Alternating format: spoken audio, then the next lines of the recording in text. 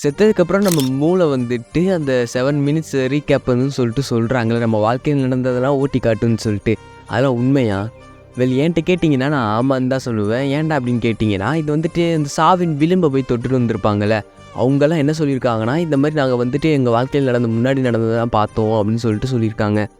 Maybe அது இருக்கலாம், தப்பில்லை. இப்போ என்னாச்சுன்னா 2022 வந்துட்டு ஒரு தாத்தாவுக்கு வந்துட்டு மூளையில் வந்துட்டு ஒரு பிரச்சனைன்னு சொல்லிட்டு ஒரு சிசிஜின்னு சொல்லிட்டு ஒரு மிஷின் ஒன்று மாட்டியிருக்காங்க. அது வந்துட்டு நம்ம பிரெயினோட வேவெல்லாம் இதாக மாற்றி தரும்.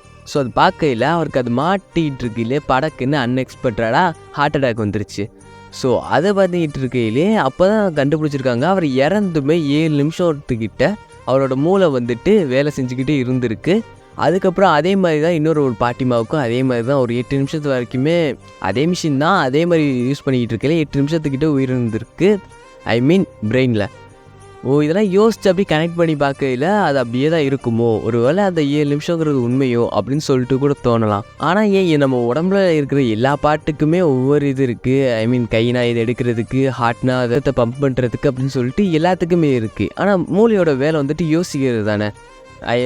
கடைசி சான்ஸாக, அதாவது சாக போகிறேன்னு தெரிஞ்சிட்டா நம்ம நெஞ்சில் கூட இது ஷாக் வைப்பாங்களே, அதே மாதிரி தான் நம்மளோட பிரெயினும் கடைசி சான்ஸாக ட்ரை பண்ணி பார்ப்போம். வேறு வழியே இல்லை அப்படிங்கிறதுனால ட்ரை பண்ணி பார்க்குதோ. இதை யோசிச்சு பார்க்க அப்படியே போய்கிட்டே தான் இருக்குது. அப்படியே விட்டுருவோம்.